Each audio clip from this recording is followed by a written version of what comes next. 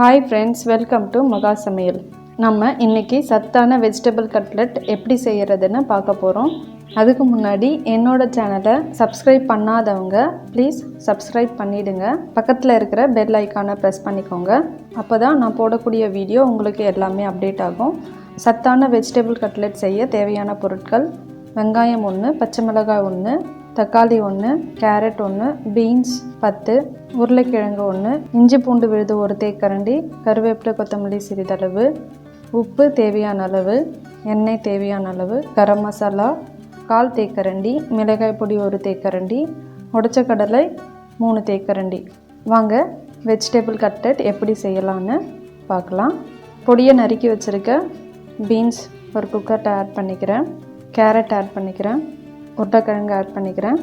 எல்லாத்தையும் சேர்த்து தேவையான அளவு உப்பு சேர்த்து காயெல்லாம் மூழ்கிற அளவுக்கு தண்ணி சேர்த்துக்கிறேன்.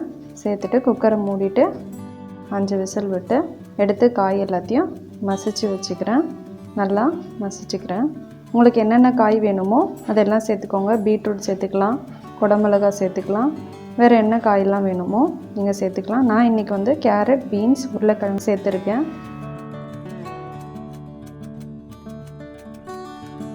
இப்போ ஒரு கடாயில் 3 தேக்கரண்டி அளவுக்கு எண்ணெய் சேர்த்து எண்ணெய் சூடானதும் பொடியை நறுக்கி வச்சுருக்கேன் பச்சை மிளகாய் சிறிதளவு சேர்த்து நல்லா வதக்கிக்கிறேன். வதங்கினதும் பொடியை நறுக்கி வச்சுருக்கேன் ஒரு வெங்காயத்தை சேர்த்து நல்லா வதக்கிக்கிறேன்.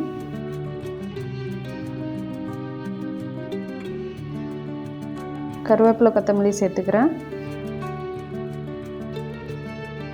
1 தேக்கரண்டி அளவுக்கு இஞ்சி பூண்டு விழுது பச்சை வாசனை போகிற அளவுக்கு நல்லா வதக்கிக்கிறேன். வெங்காயம் வதங்கினதும் பொடியை நறுக்கி வச்சுருக்க தக்காளியை சேர்த்து நல்லா வதக்கிக்கிறேன். நல்லா தக்காளி குழஞ்சதும் 1/4 தேக்கரண்டி அளவுக்கு கரம் மசாலா சேர்த்துக்கிறேன். 1 தேக்கரண்டி அளவுக்கு மிளகாய் பொடி சேர்த்து நல்லா வதக்கி விட்டுக்கிறேன். பச்சை வாசனை போகிற அளவுக்கு நல்லா வதங்கிடுச்சு.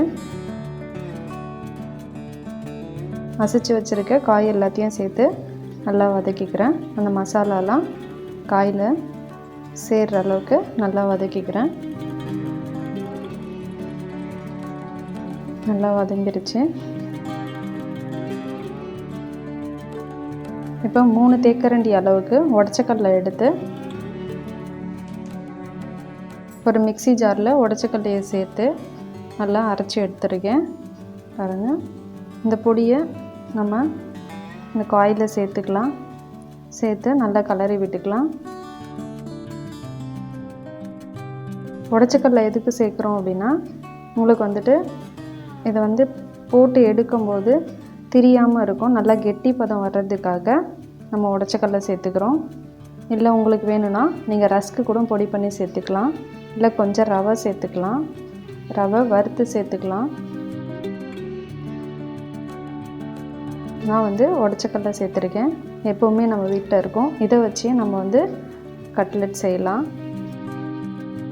வாங்க, ஆறிடுச்சு. இதெல்லாம் தட்டி வச்சுக்கலாம். கையில் ஒட்டாமல் வர்றதுக்காக கையில் கொஞ்சம் எண்ணெய் தடவிக்கிறேன். இந்தளவுக்கு உருண்டை உருட்டிட்டு நல்லா தட்டி அந்த ஷேப்பில் தட்டி எடுத்துக்கிறேன். கையில் ஒட்டுற மாதிரி இருந்தது அப்படின்னா எண்ணெய் தேய்ச்சிக்கோங்க. பாருங்கள், இந்த ஷேப்பில்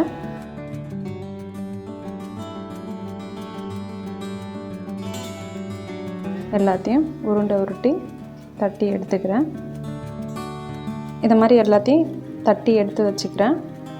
எடுத்து வச்சுட்டு நம்ம தோசைக்கல் எடுத்து வச்சுக்கலாம். எந்த ஒரு பிரெட் கிராம்ஸ் எதுவுமே சேர்க்காம நம்ம வெறும் காய்கறி உடச்சக்கல்ல வச்சு நம்ம கட்லெட் செய்யலாம். பாருங்க, தோசைக்கல் எடுத்துக்கோங்க. அதில் சிறிதளவு எண்ணெய் விட்டுக்கலாம். எண்ணெய் விட்டாச்சு. இப்போ செஞ்சு வச்சுருக்க கட்லெட்டை போட்டு வறுத்து எடுக்கலாம். இதை நீங்கள் எண்ணெயிலையும் பொரித்து எடுத்துக்கலாம். நான் தோசைக்கல்லில் வறுத்து எடுக்கிறேன். கொஞ்சம் லேசான தீயாக வச்சுக்கோங்க. நல்லா வெந்து வரட்டும். அடிபாகம் நல்லா வெந்து வரட்டும்.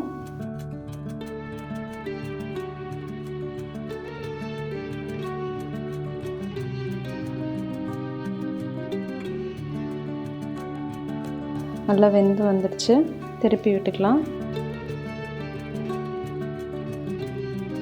திருப்பி விட்டாச்சு.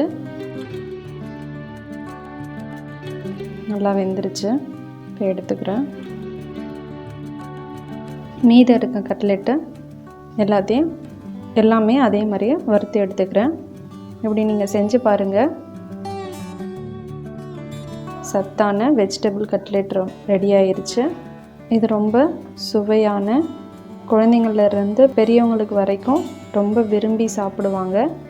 வீட்டில் இருக்கக்கூடிய பொருள் வச்சியே ரொம்ப ஈஸியாக கட்லெட் செஞ்சிடலாம். நல்லா சுவையான சத்தான வெஜிடபிள் கட்லெட் ரெடி ஆயிருச்சு. இந்த வீடியோ உங்களுக்கு பிடிச்சிருந்துன்னா லைக் பண்ணுங்கள், ஷேர் பண்ணுங்கள், சப்ஸ்கிரைப் பண்ணுங்கள். இதை செஞ்சு பாருங்கள். செஞ்சு பார்த்துட்டு எப்படி இருக்குன்னு கமெண்ட் பண்ணுங்கள். மீண்டும் ஒரு ரெசிபியோடு நான் உங்களை சந்திக்கிறேன். வணக்கம்.